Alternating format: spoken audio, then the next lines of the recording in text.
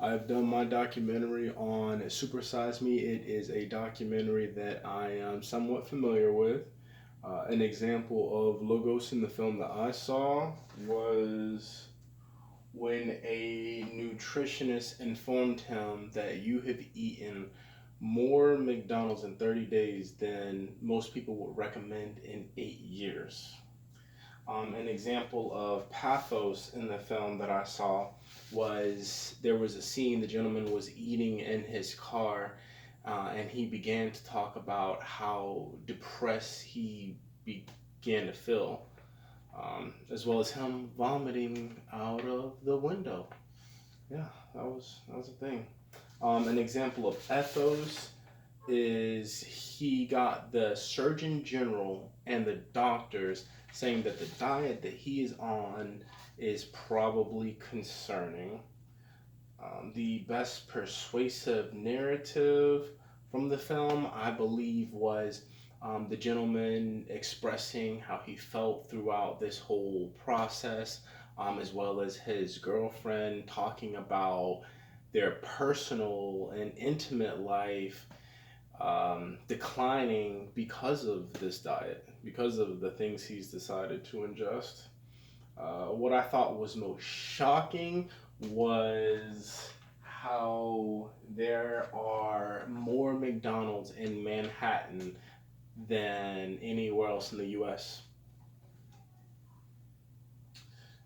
The emotional impact the film had on me was, I mean, I don't really eat fast food now. I mean, Chick fil A, but now I'm questioning Chick fil A at this point. But the emotional impact the film has had is to kind of deter me from such food. So it looks like so far it has had the desired effect. As far as the six principles of persuasion, there was the commitment. So the gentleman stayed consistent for 30 days with this diet. And there was also social proof saying that some states have considerably obese people. They said Texas had the city where it was the majority of obese people that I saw.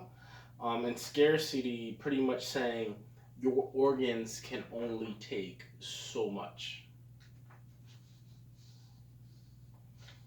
And as far as any persuasive graphs, really they use fear.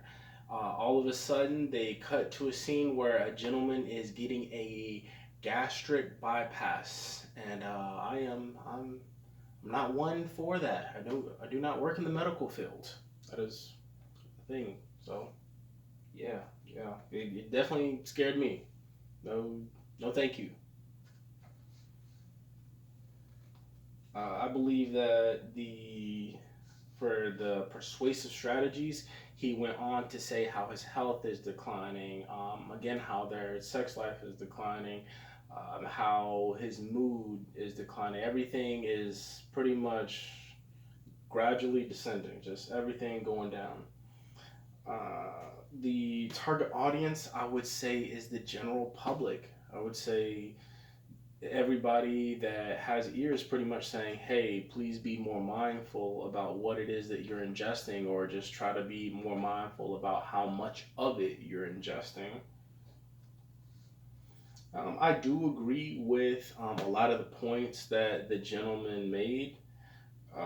One thing I thought was interesting, they said that obesity is second to smoking and preventable deaths. So I thought that was really interesting. I believe that the documentary, it could be biased. For all I know, this guy was hired by Burger King to go and do this. So you always got to keep that in the back of your mind. But at the same time, I believe there is some legitimacy to the claim because I know how my body feels when I ingest junk or when I don't eat as healthy as I know I can. the overall evaluation, I would say, oh yeah, and McDonald's spent 1.4 billion in advertising. That was a thing. Advertising to the kiddies is bad. Um, Ultimately, I enjoyed the film because I got to see the gentleman stuff his face. But it was really nice, except for in the end when the doctors they encouraged him. They said, "Hey, this can't continue. We're really concerned for your health." For the cardiovascular test he's done and the blood test, they all said, "Hey, this needs to stop for good reason." So thank you. I look forward to hearing your documentaries.